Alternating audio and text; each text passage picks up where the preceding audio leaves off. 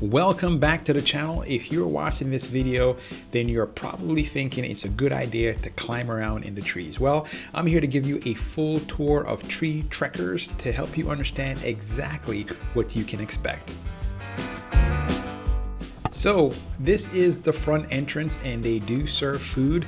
The food prices are quite reasonable and it tastes pretty good. It's a pretty large parking lot and they do have pavilions. The pavilions are first come, first serve. So if you think about having a birthday party, you can reserve them or you can just show up and take them. As you can see, there's cornholes there and there's other kind of fun tree trekker things to do in this little park area to get you warmed up, or if somebody doesn't want to go, they can kind of have fun all the same. There are a few things I liked about tree trekkers. The first thing is if you don't want to go up into the trees or go ziplining, well, you can hang out into the relax areas, and they have this nice little park area that has really comfortable chairs and shaded area that you can just really relax and enjoy time, maybe socialize with others who don't necessarily want to go climbing around in the trees. Tree trekkers are a lot of things, but free is not one of them. If you're going to be here for 2 to 3 hours, expect to pay between, say, $50 and $70. If you have a fear of heights, well, tree trekkers may be a problem for you. However, if you're not very athletic, don't worry, because it really caters to people of all skill levels. So don't use that as a bar not to come.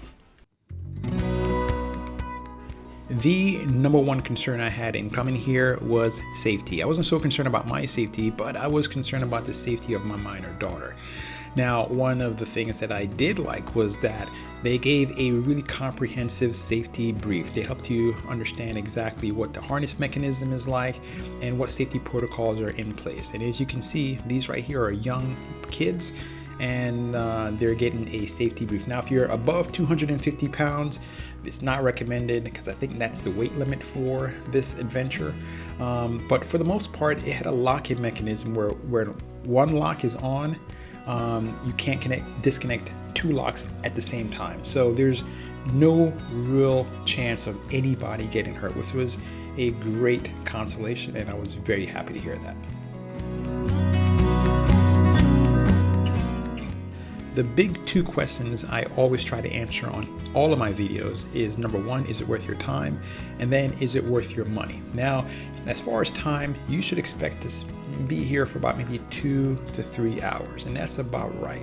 Now, is it worth your time? If you've never done this before, and even if you're quite familiar with this, it's going to be fun. You're going to have a great time. They have a lot of obstacles while you're on the course, so it challenges you if you're a beginner.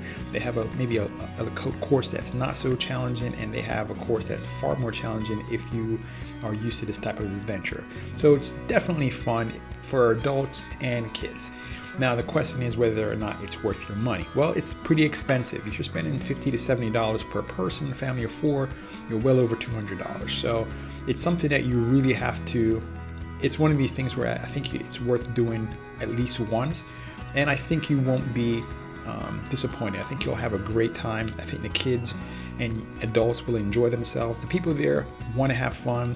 I found the staff to be extremely helpful, and it's not nearly as challenging. People of all different skill level will really have a good time here.